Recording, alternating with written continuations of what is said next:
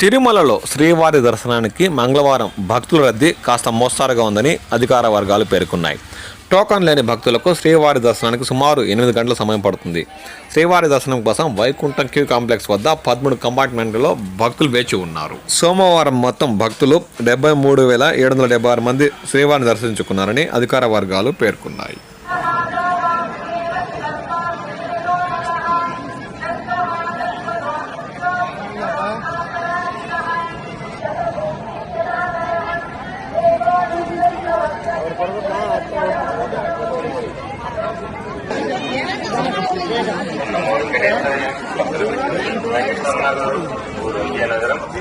శ్రీవారి ఆలయం